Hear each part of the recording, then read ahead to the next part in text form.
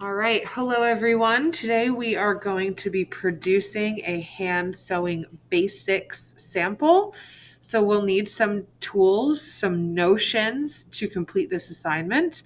We will first need a hand sewing needle, which you can see here in this box. We will need some thread. We will need a pair of shears, and we will also need a piece of fabric. Okay. When you get your fabric, the first thing you want to do is identify if there is a right side or a wrong side of the fabric. This is just a simple plain colored piece of fabric, so there's no right side and there's no wrong side. Now let's read our directions. What we are going to do is, using the resources that are available to us, we will hand sew a running stitch, which is this one over here. And we will also do an overcast stitch, which is this one over here, and a button onto a piece of fabric. Once finished, we're just going to staple the piece of fabric onto this paper before we turn it in. The final piece of this assignment is to answer this essential question: how can knowledge of basic sewing skills affect and benefit our daily lives? So why do you think it's important that we have just a basic understanding of sewing, just to kind of live our lives in general? How can it help us? Maybe how can it help save us money? Great things to think about. All right, so let's get started on this. So the first stitch I'm going to show you today is the running stitch. So I have my piece of fabric. I'm going to get about an arm's length of thread. So you're not going to see that in the camera, but I'm going to measure out about 1 arm's length. Then I'm going to cut my thread using my shears. Cut, there we go. Next, I'm going to get a needle, a hand sewing needle. Over here, we have the eye of the needle. This is the hole. Try to get it closer. I'll bring the camera down so you can see that a little bit better. Okay. Whoop. So let's focus. All right. Well, there's a little hole on this part of the needle here, and we're going to put the thread through that eye of the needle. So I'm going to do that right now. So the thread is going to go through the eye. And now I'm going to match up my ends. Okay, so I'm matching up the ends of my thread. Here's one end, here's another end of thread, and those are going to be matched up.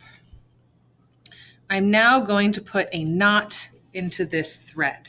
So what I do, I take these 2 ends and I wrap it around my pointer finger 3 times. 1, 2, 3. I now rub my 2 fingers together like I'm playing the world's smallest violin. And then eventually, this will roll off of this finger into a loop. Once you have your loop, you will grab onto it and pull down, and this gives you a big ugly knot. We are now ready to start our running stitch. So we have this big ugly knot. We always want to start on the wrong side of our fabric, but as we determined before, this fabric is exactly the same on both sides, so I can start on either side. So I'm going to start right here in this corner. I put my needle through, and there's the big ugly knot, and it holds everything in place. Because the knot is on this side, this has now become the wrong side of the fabric, and this is now the right side of the fabric. All right, so once my thread is in, I now enter in right next to that last stitch that I did. So I'm going to enter in right there, pull nice and tight, and now I have this little line. Now I flip, I enter in again right next to where I just was, enter into the fabric, pull nice and tight. This will eventually start looking like a dashed line, and we just go back and forth, pulling nice and tight as we go. The smaller the stitches, the stronger they will be. So I'm doing my stitches a little larger than I would normally right now, just so you can see it a little bit clearer on the camera. Ideally, we would want our stitches to be even smaller than what mine are right here.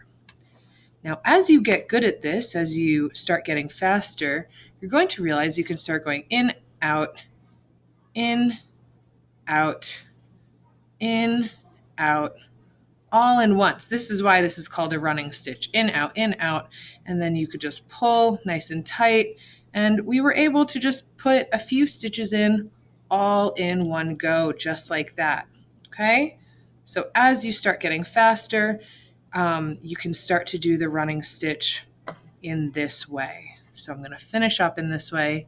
In, out, in, out, in, out, in, out.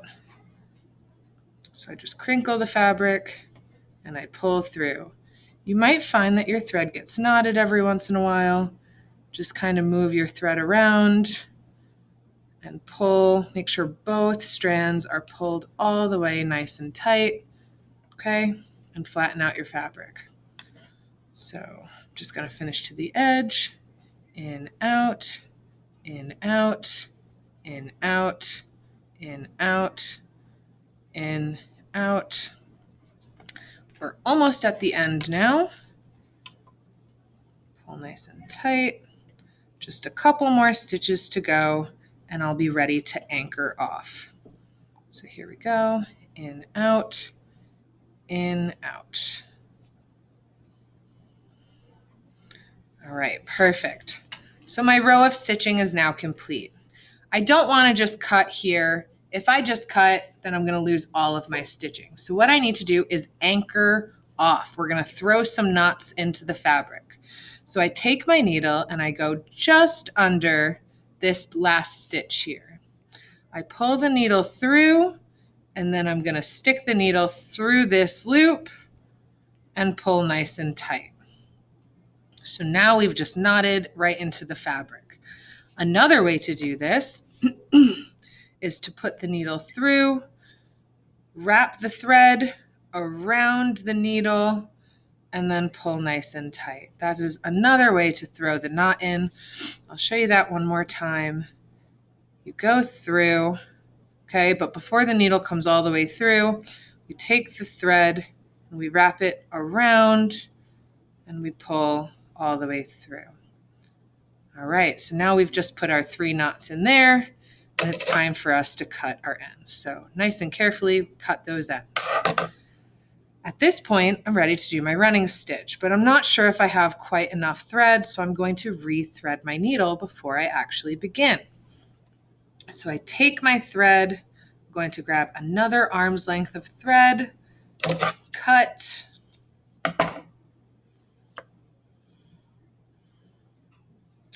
take my thread, I'm going to hold it nice and close, stick it through the eye of the needle,